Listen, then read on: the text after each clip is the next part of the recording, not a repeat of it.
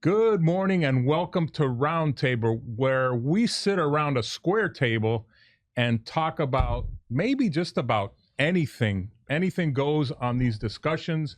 And who do we have with us? Could you introduce yourself, sir? Sure. Michael Miller. I'm with the. I'm actually Grant's brother. Grant Miller, his brother. And with community newspapers, Grant and I've been doing the family business for the last 40 plus years. And you, sir? I'm Bill Blanco with PSM Facility Solutions, All right. a local business. By the way, there's going to be a lot of interruptions. So, all right, on anybody's part. So don't worry about it. Don't be offended, Carlos. Free I flowing. won't be. See, I already caught Bill on something. He said he's a local business, but you have operations not just here. Well, no, actually, our company is based in Miami, born here in Miami, but we've been fortunate enough to expand. So we have services in the east and the west coast of Florida, all the way up to Tallahassee. And we have some limited reach in the Dallas, Fort Worth, and the Atlanta, Georgia areas. Excellent. I knew you weren't just local. But it's a Miami-Dade homegrown company. We live here and we grew it from here. I was over at an open house that Bill and his wife Anna had the location off of 72nd and 48th Street, and he had quite a show of people. Why don't you tell us some of the folks that were there? You know, it was great. After 21 years, we had the grand reopening or rededication, and we were fortunate enough to have a lot of different dignitaries and elected officials there. We had Dariel Fernandez, Alina from the Supervisor of Elections. We had Juan Barquin. We had Tomas Regalado. So along with Lily Lopez from the South Florida Chamber, Rick Alberti from the Chamber South. We had the CEO of South Miami Hospital, Bill Duquette, and some representatives from other chambers. And some of our clients and obviously all our employees were there. So it was a really great time. I think everybody had a good time and enjoyed it. It was well overdue, and we were fortunate enough to be able to host everyone on that day. And tell us who catered it. We had a caterer who's a chamber member also. It's called Chef George. They actually come from Naples. And they do a lot of catering here, and it's called the Stuffed Cuban, and they were actually very Stuffed good. Cuban? The Stuffed Cuban is what it's called. Not something I would say, but. Right? Yeah. So, but they did a super job, and everybody enjoyed it. We had a good time. It was fun. And Carlos, you're in the social media space or digital space, and you also serve as the president of the Greater Kendall Business Association, and also the executive director, president. No, this is just what the title is. I don't care about titles, but it's the chairman of the Greater Kendall Business Association. Okay. And president of Profit Inc. No wonder I get confused. Yeah. So Profit exactly. Inc. Profit Inc. is a one type business only. Right. Been connecting people for about 50 years. Right? Over 50 years now. And it's an amazing thing. And I wasn't a member 50 years ago, though, Michael. You sure? Yeah. I know that I get emails from Carlos that make me think about how to phrase business and how to position it. So I actually read all your emails, Carlos, and I appreciate them. And I know that he has, you've given a unique insight into some things, the way you kind of frame the business atmosphere. Right. That I don't think you get enough credit for, but I actually appreciate and read everything that you've sent. And they have a humorous tone to them sometimes, right, which I think is extremely important. It comes from his particularly wife, for business people, right? He says it comes from my wife. My wife was a retired school teacher. Give me a break, Michael. Oh, she's got to have a sense of humor. She definitely does. Just to put up with me. So let's talk a little bit. I appreciate that, Bill. No, absolutely. We're seeing this collaboration more with the different business clubs, whether you call it a Chamber of Commerce or Profit Inc. or some other ones. So, Carlos, tell us about that collaboration and what it might mean. I think it's a new sensation almost. It's picked up momentum recently. We've already had some events with other chambers and other groups like BNIs and things like that. And I was actually approached by a Spanish language it's kind of a BNI, it's category exclusive, and another a BNI, and we're probably going to do something in July. So I'm not sure what's going on, but I think the bottom line is having more people at an event is better. That's it. You're going to meet more people. So how do you think that occurred that they called you? Well, he used to be a member of the Greater Kendall Business Association, this particular gentleman, and he just reached out. He just reached out and said, "Look, I have this group, and we'd love to do something with you." And I said, "Absolutely, we're going to do something." And one of the things we noticed about the people, the dignitaries that went to your event the other day and you noted it in your conversation, which was, gee, they seem to be more responsive than before. Yeah. All right. We, and we've ran into them, these new constitutional officers in a lot of different events. And I made that comment because, we've attended a lot of different events and a lot of chamber events and a lot of community newspapers that has a lot of different events. And one of the things that we've seen is that the engagement that these new officers are doing with the community. I mean, Sheriff Rosie, Alina Garcia, Tomas Regalado, Juan Barquin, and Daria Fernandez, we see them at more events now for the business and for the community at large that we had seen representatives from these same offices in the past. So they because they know its importance, and because here we are, we're actually talking about them, Absolutely. which would never have occurred 2 years ago. And I think that they're bringing a little bit more outreach. I know from a business community standpoint that I now have the ability as a business person to be able to ask questions and get a response from these offices a lot faster and a lot smoother and more understandable sometimes with a lot of the the legalese that you had before. And from a businessman standpoint, I think it's an asset. And from just a community homeowner, it's great to know that I have access to these resources and these people also. And I know that I've heard from a lot of people in the community that the new DMV initiatives, where no one is going to have to stand in line for 3 days to get a driver's license or an ID, has been very popular, and it's something and that that's Daniel what is they doing. were known for, which is you have to stand in line all day long. Not just that, people are selling their place in line. Right. Yeah, they'd sell their place and they'd stand there, which I think they just made that illegal. So now Yes, they did. Now They did. there's a fine or something attached to it, and I it's difficult enough to have the stress of someone going in and getting a new driver's license without spending all day in line or having to pay somebody to stand in line for you. Yeah, I think that talking about the elected officials, part of wanting to inform the community and to be available, part of that is in them. And I'll tell you a story. I always tell this story about Juan Fernandez Barquin. He was a state rep at the time. This was during COVID times, and he actually did a webinar or a presentation about insurance, homeowners insurance, very popular topic, via webinar, via web. And then I had some more questions. We had run out of time, and he said, Carlos, here's my cell phone number. Call me and I'll go over, we'll continue the chat. And I said, all right. So I'm thinking, the guy's not going to answer his phone. On the first ring, he answered his phone and took as much time that was necessary to go over the statute with me. So to me, that exemplifies what a public servant should be. And I think more and more, we're seeing more public servants like that. Yeah, and one of the things, and I was at an event yesterday, and one of the things they said that it's not just politicians, but it's actually public servants, and what the difference is between that. And I think that you've just spoken to that effect on Juan Barquin's, and I think all of them have kind of the same demeanor and the same approach to their offices. And I know they're stretched in a lot of different directions, but they managed to show up, they managed to answer, they managed to be able to face a community, which I think is very important and very refreshing. I think as a community member, you want to be able to talk to your elected officials, and you want to be able to question some of the things that you have doubts on, or some of the things that are important to each individual or each business. And I think that we're getting the opportunity to do that, and that's a refreshing tone. Yeah.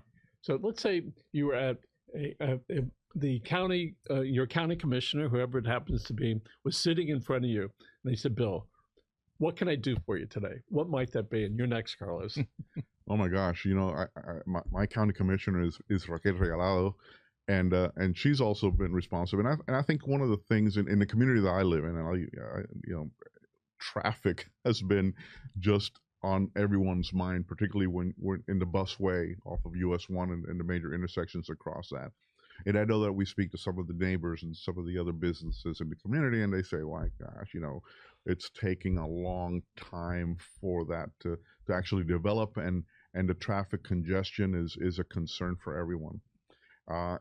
So I think that the traffic and homeowners insurance are probably the two main things that are on everyone's mind these days. I mean, these are just two things that are impacting everyday folks in Miami-Dade County, is the insurance that you're required to carry for homeowners, and the cost in that, and now some areas that have included flood insurance, as well as some of the traffic and congestion. I think the last I heard, you were spending 86 hours a year in traffic. Miami is always in the top 3 or top 5 of time that you're spending in traffic on the road. So that's a concern for everyone. Yeah.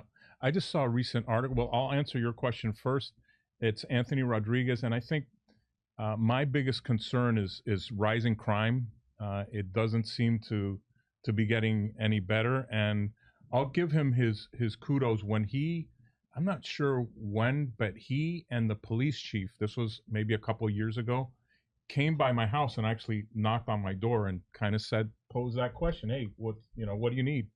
Was that just they were going there specifically to see you, or were they just knocking on doors? No, they were canvassing the neighborhood. Yeah, they didn't come just to see me, Michael. I'm sorry. Well, they will after today. Listen to this, right? Yeah, after this. Yeah, they're coming to take me away. They're coming to take me away. Yeah. But yeah, and on a state level, yeah, insurance is out of control. Yeah. I mean, I just got my bill recently, and I was like, "What?" Well, I got dropped. I got dropped by Citizens. Oh, I got dropped. And then the next bill I knew wasn't going to be pleasant. So no, yeah, it's out of control. I got dropped this week by Citizens again, because it's happened to me. It's happened before. Yeah. And then your next bill of whoever the insurer de jure is never equal to what you were paying before. It's got a lot more. You're seeing a 20% increase or so. That's what mine was. 20%. There's a term called affordable housing, and everybody sort of laughs. That's a legal definition. Well, what happens? It's so unclear what it means, because affordable is affordable to whom, and so there really isn't anything really, quote, affordable in Miami-Dade County. The question is, what can the county and each of the cities, if anything, can they do so that there will be a special place for people that don't earn as much money? And there are plenty of professions that are in that. And when we talk to the county, they're sort of stuck. Right, because they make deals with the developers. We'll let you put more concrete, but you have to have these 3 levels. Workforce, affordable, and there's some market price. But it's such a small percentage of the building that when you add it up, it can't possibly make a difference. It's funny because it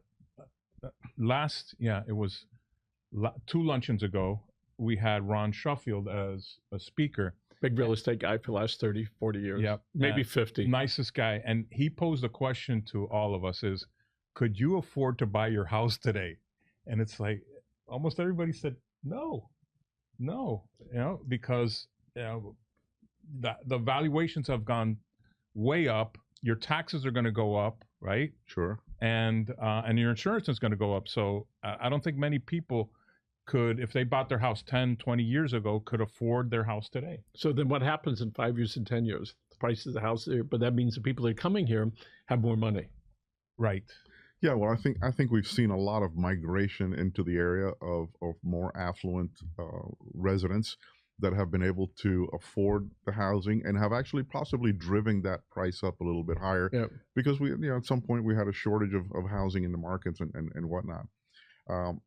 Affordable housing is again, Mike, to your point, who are you asking and what's affordable to whom? So I know that at one point, or it's an ongoing thing, that we're looking to have some affordable housing down the US 1 corridor, and everyone was trying to scramble to see how they can make that happen, and some developers have been asked to do that and whatnot. But the rising prices are not keeping pace with what affordable housing is or can be to someone. And we see a lot of cases where, areas that were affordable before are being redeveloped and now become unaffordable for the residents that were in that area. So I think that's something that the county needs to take a look at. And I think that's something that perhaps the state needs to take a look at as well. Yeah. I was wondering about your opinion about the new busway that's operational, right? That's from all the way down to Florida City. That theoretically, it's supposed to connect the south end from the north end. And They're expecting a certain number of people to go on that. There was a big issue. Well, if it was a train, more people would go instead of these brand new buses. I think that's hokey pokey. All right. The question is, so what is going to happen, and how many people have to get in those buses to make any difference? What's your thought? Here's what I think. I think the county has a marketing problem because this is not a commuter city. Everybody owns 2 cars, Right. you know, and so it's a mindset. It's really, they need to market this service just like the Metro Rail. You know, maybe now it's profitable or it's sustainable or whatever it is, but at the beginning it was empty. 1984, nobody had gone that. Nobody. Exactly. So I think that they need to do a better job of marketing those mass transit services in general. And you know, I live close to US 1, so I see some of these bus stations that they've done that are you know, very nice and fancy looking. I just don't see the ridership at those bus stations waiting to get on these buses. And where are they going? Where are these people actually commuting to? I see the Dadeland station and Dadeland South stations get a little bit more traffic from the Metro Rail, taking, you know, the commuters downtown and bringing back in the afternoon. I don't see anything in the middle of the day that's helping that bus feed and helping that congestion.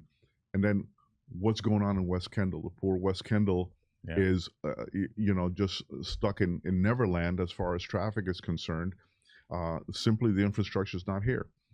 A quick note, and maybe no one wants to even hear this, but about, I guess 10 years ago, Esteban Bovo, which was a commissioner at that time, had a symposium over by the airport.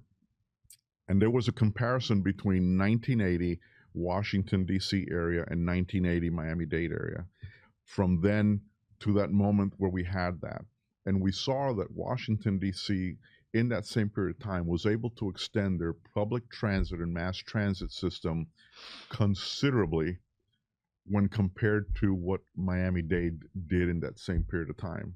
So I guess the question on everyone's mind there and probably today is why? Yeah, and that's part of the problem for sure. I remember this is in the 90s. Alex Pinellas was the mayor, and I heard him at a presentation.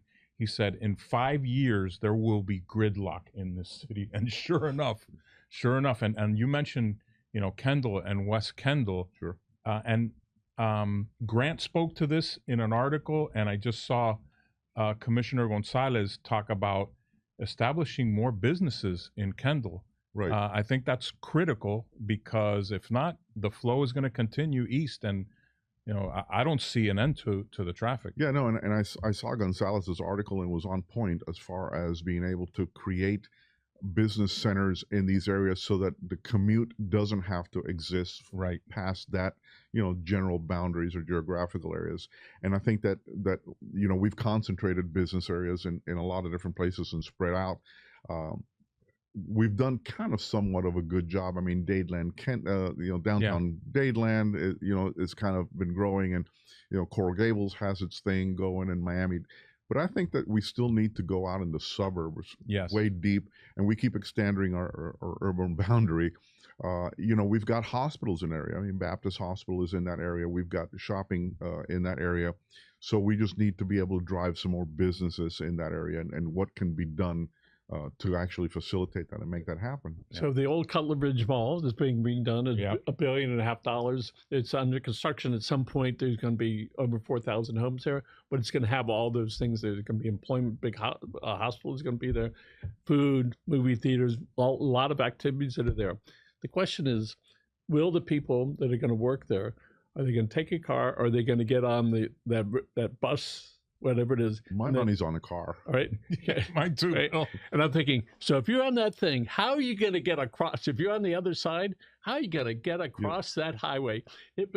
You better make it pretty safe. So well, and you know, we've got these arms that go up and down now in some of the intersections. They don't work in all the intersections, but I think that's the problem, is getting across US 1 from the west to the east has become considerably more congested in every single major artery, starting at 104th Street, going up to at least 186th Street. That congestion has kept creeping and creeping and creeping westward. So where it would take a commuter normally, I don't know, 5 or 10 minutes to cross, it's now taking up to almost 30 minutes to cross US 1. By the way, and if you're a pedestrian on US 1 and Sunset, you take your life in your own hands trying to get it. It's like 6 lanes. I mean, you'd have to Yeah, run. it's a blood sport. Yeah, if you were like, pushing a kid, figure out some other way. Exactly. No, if you're handicapped or on a stroller, you need to run across. Yeah. So let's talk about in our beautiful city of South Miami here, the Shops at Sunset is being redone. All right. This is our third iteration. I still call it the Bakery Center. That too. All right. I forgot. It's going to be done. It's going to be this huge, beautiful thing. Hopefully, they'll be able to get people that are going to live there. They're going to be able to shop downstairs. But the whole scenario has changed to where there's less retail stores because people are shopping online, and we mentioned it earlier about why people shop online, and how this retail store can deal with that. When I shop online, this is my favorite one. I feel comfortable that if I ordered the wrong thing, I will not have any problem in returning it. I'm thinking of the local store. If I have to go back to the store and then explain it to them, all right, what's going to be the response? So you each shop on Amazon. You've done that before. So overall, what is... More than once. Tell us where you got those socks. Did you get those socks online? I did get them on Amazon. Come on, you got to show. Can right. we get Lobster a picture? socks. Hey, Alex, can we get a picture of his socks? Where? Look at this. Do we have it? Is it showing? Oh, there we go. Okay, yep. You're Those on. are lobsters. What are they? Lobsters. Lobster Like socks. Lobsters. Like the restaurants? Like the restaurant? One of my favorite foods. Right. Last week he had one with sharks on it. What was that? That was Miami-Dade College. Thanks to Who were those designed by? Thanks to Brian Stewart designed them and produced them. The president. He's the new president, former Wilson Medical Center. Wilson, yeah. And he used to play basketball, no? He used to be a basketball player. He was aspired to be a basketball coach. And instead he said, I'll just run a college. Yeah, just run a college, yeah. So let's go back to... So we're setting. Are we setting a fashion trend at the same time here? I mean, I think so. It just now I'm might going to be have to go out happening. and get socks. But so the point about that is, and when we buy things, we want to make sure that if we have a problem, that somebody's going to take care of it. No different than in our business. Yeah. What do we have to do to take care of it? So you're in business, you have over 100 employees, all right? Correct. 20 years, all right? Yep. When we have customers that are not happy, all right? 21 years, right? Going to 21, yeah. All right. Thank you. I'm not good in the math department, all right? How do we keep our customers happy and be able to get us to be open enough to understand that maybe they're not telling us, but they got a problem? So what do you do? One of the things that we've done that I think has worked fairly well, and I have to credit my wife. She is in the details and intense on the customer service side. Is we actually make it a point to make sure that we ask our clients at least once a month, face to face, how are we doing? What can we do better? What are your needs? What are we able to do to support the way your business, and kind of looking at it as a partnership between us and them instead of just being a simple service that we do. At any given point, we're actually a partner in that business success. Whether it's cleaning it or maintaining it or repairing it or building it, we're a partner in the success that business is going to have. So I think looking at it in that point of view has been key to being able to maintain the relationships and to grow some of the relationships that we've had. And a lot of it is educating the clients and the value of the unknown, or the value of what it may cost if you don't have a preventive program in place, I think has become very important to know, and for the client to understand. Okay, but if I spend $1 today, I'm probably going to be saving $3 tomorrow, because preventive is always less expensive than reactive. Yeah. So it's an education process, and I think that in doing it, and successful businesses do it all the time. It's nothing that we invented. It's something that we're just following. Plus, I read his emails. Thank you for that. I think that, first of all, obviously it's very easy to shop online. Everything, you can return everything, usually with no questions asked. So what brick and mortar has to do is offer an experience. That's what has to happen. They have to have what I call a sense of theater. And you mentioned Naples, that the caterer is from Naples. Right. I was in Naples this past weekend, and I went to this, I'll call it a supermarket called Seed to Table. I don't know if you've ever been there. I I've don't seen that, yeah. And what it is, it's just an amazing place where, you can sample anything. You have all kinds of just unique stuff, desserts, cheeses, wines. They have a bar there, an actual, you can, get liquor and hang out there. You can eat there. All very, very good stuff. And that had a sense of theater, just the whole ambiance. I occasionally listen and watch motivational things. Is that a good salesman person sells features, a better one sells benefits, a good one sells feelings. Correct. And that's what you're talking about. You go in and you feel good. Yes. And in your business, when you're out, you're cleaning, and the people see it's cleaning, and they can smell that nice thing, we feel good about that, right? Exactly. It's a service industry has to cater to that. A brick and mortar has to cater to that, and anybody in business has to cater to how are you making the client feel. If the client feels, perception is 75% of someone's reality. So you've got to be able to extend that service, accommodate it, and kind of tailor it, be flexible and tailor it to what that particular client needs. We believe that one size does not fit all. So every proposal, every service that we do is crafted to exclusively what that client needs. We can't sell the same thing to everyone. Their needs are not the same. So for about 20 years, there have been physicians that they go into concierge service, which is call me up, you come over.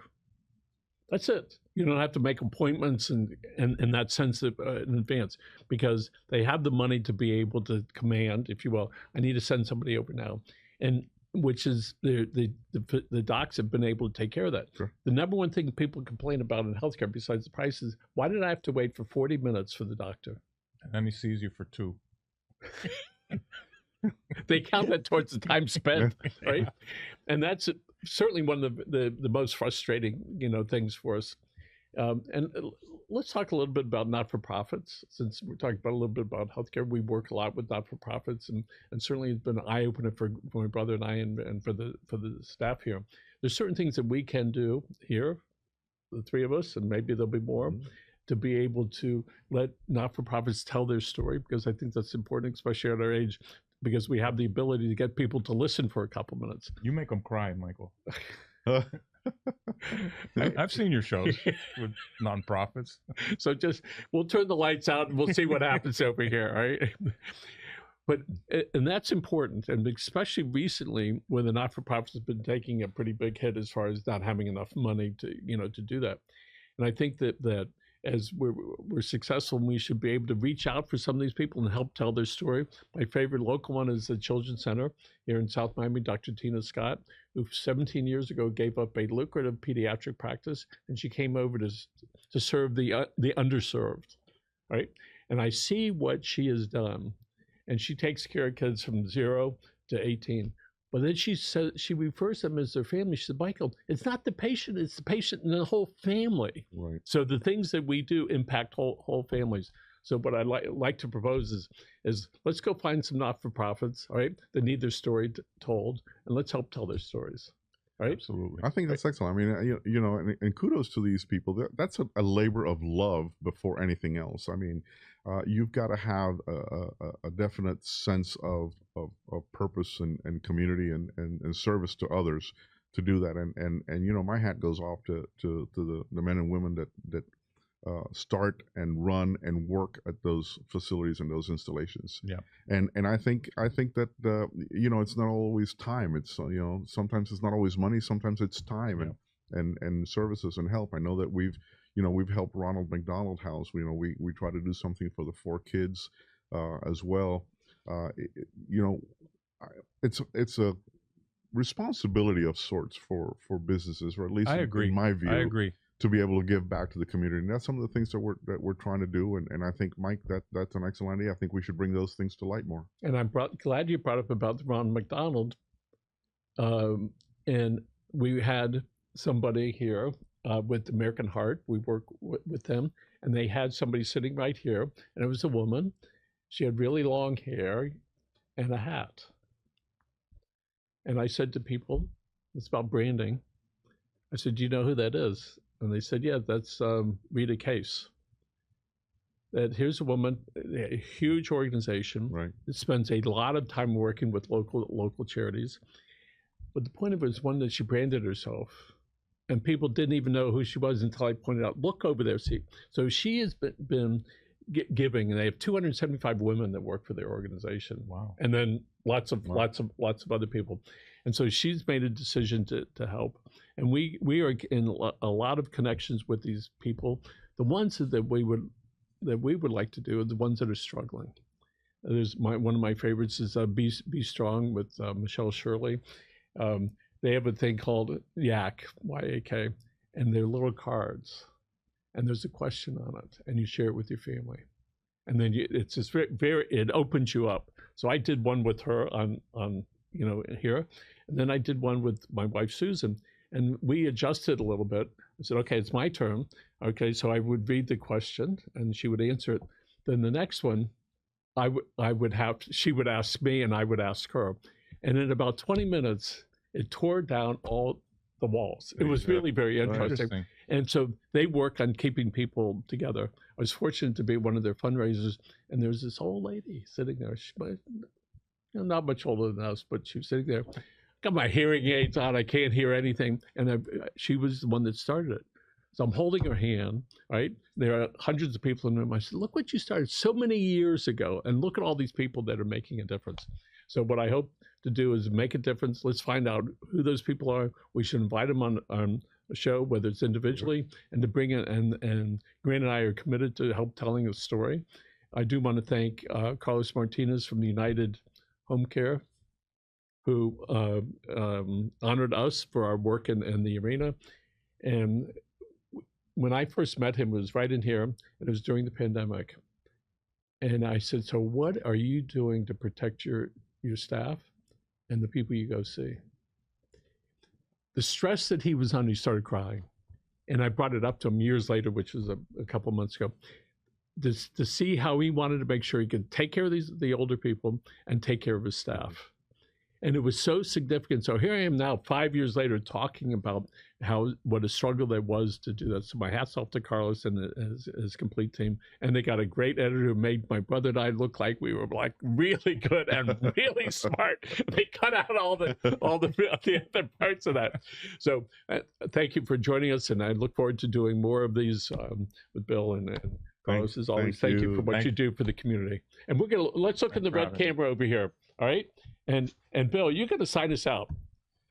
Thank you for joining us today. We appreciate the time that you dedicate, and hopefully that you'll keep watching and send your comments. Right. And Carlos, say something. Oh, okay. Thanks for being here. Thanks for participating in the round table where we sit around a square table. And obviously you just saw we talk about just about everything. Folks, remember, take care of yourselves and your family. Have a good day. And many thanks to Alex for producing the show. See you guys.